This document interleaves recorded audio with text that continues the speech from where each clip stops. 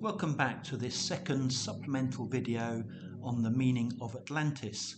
If you haven't already seen the first video, then I recommend you do so for your better enjoyment. My name is Hugh Evans. Welcome to new viewers. I am author of The Origin of the Zodiac, a vast network of ground maps representing the heavens above, covering 1 million acres in northwest Wales. In fact, this is the origin of the modern zodiac. And it is whilst I was researching this magnificent ancient artifact that I realised that Welsh is the living remnant of an antediluvian civilization that charted the heavens and named the planets. So we'll be using this technique to understand the meaning of Atlantis.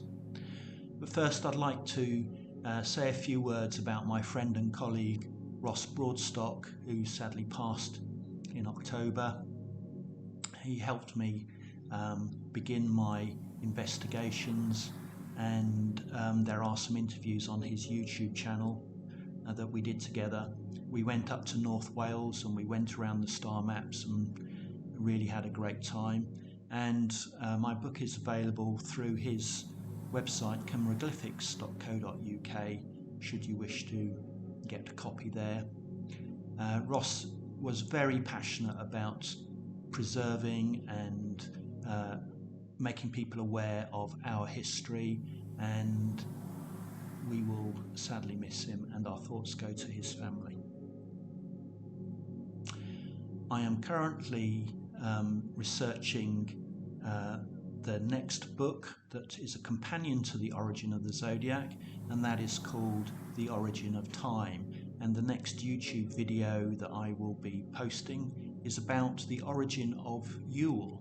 It's not Norse or Germanic, it's far older than that. So if you subscribe and ring the bell, then you will be notified when this video is posted in the next few days. I have also just finished writing The Origin of Numbers. The numbers and the shapes and vowels were created by an ancient civilization who charted the heavens, and the ancient Egyptians derived their hieroglyphs from the same source. This book is available at my website at originofthezodiac.com, so you can register your interest. It's not yet in print, and you will get an early bird discount. And it should also be available soon on Amazon and Kindle. But let's come to the title of the video, Atlantis. In the last video, we looked at the components of this word, because the ancient people spoke a verbal language, not a written language. The verbal language was made up of components which were shared amongst all other words. So it is impossible to reverse or engineer one word back into a language where the components are used by all other words. So using this technique, we can break down Atlantis into its components: At, Llan, Tid, S. And these have these following meanings. At is a prefix meaning back or return, and is synonymous with how we would know today, like rewind or review. It means to go back again and do something. Llan has a meaning of parish, area or spiritual place, but this is a modern meaning. And in the ancient world, there was no difference between the church and the people. They existed in the same spiritual, physical and metaphysical zone. Tid is a suffix that creates an abstract noun, and suffix creates a plural. So At Llan Tids means sacred spiritual places of origins.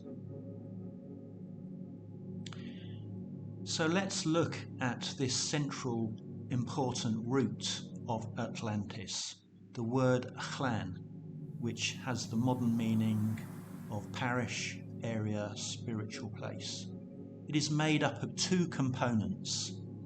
The first component is chla, chle, chle or chli, and a second component, an. So let's look at the oldest Welsh dictionaries we can find to see what this means. And I've put some excerpts from the online dictionary so that you can see. Initially you can see that there aren't many words beginning with L. Most of these are reversed from the English language back into Welsh. All Welsh words will start double L, and we have chla. What breaks out, that is light, and that root is used in words like chlach, array, chlachai, gleams. Chle is the root that then goes into words like chliod, the moon, chlua, light, chlu, that devours a lion, which is why the lion is emblematic of the sun. Chluin is the west, and the devoured sun in the west is the sunset. Chlu urku is to reflect light, and chli is a flood, a flux and a stream, and can be applied to light. Chli, the phonetically identical word with a U instead of an I, is a throng or a host. Chlian is that glitters with light. So all these components, because they are relatively similar in sound in the verbal tradition, they have similar meanings. And then when we can bring that together with the second component, an, meaning to contain or hold, we get a container of light and spirit, Llan. And what does this mean? What does this mean conceptually? Well, it is the individual soul, the container of light and spirit, because they were thought to be similar things. It is also the local community, which is how it has evolved into the meaning or understanding of a parish. But it also has a sense of time over scale, over generations, and in terms of Atlantis is applied to our ancestors. And it's interesting to consider the word clan in the Scots Gaelic and the Irish Gaelic languages. It means a household whose head claims descent from a common ancestor. And it's also applied to a group that has a common interest or common characteristics. So let's put these two together. Llan or clan, being the container of light and spirit, is the individual soul, a person's identity. It is the local community, perhaps evolved around the family unit or families, close related families. It's also our ancestors and the sense of our being descended from them. And we see this on the star maps of Gwynedd. The three planes, the spirit's plane, the mortal plane and the underworld, are joined by the Milky Way.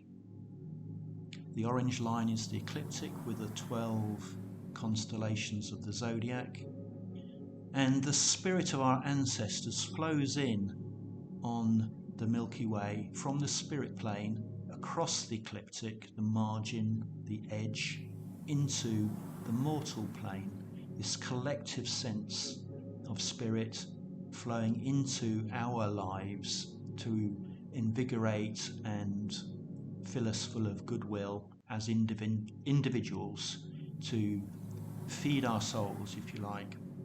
And then when we cross the ecliptic again into the underworld, and we go on this great Milky Way travelator of goodness called Arwen on the great ship to the west to join our ancestors again, and then the circle repeats itself continually. And there is the Milky Way feeding goodness Arwen into the mortal plane, then through the underworld to the west. And even the name Milky Way is associated with this flood of light, and milk is chleith or chlefrith in Welsh language, again using those components of flow and light. So I hope you've enjoyed that video. Please subscribe to the YouTube channel. We're doing lots of interesting subjects that support the books, and I hope you will share so that this long lost information that our ancestors wanted us to have is preserved and as many people as possible can benefit from it. So thank you, and see you again soon.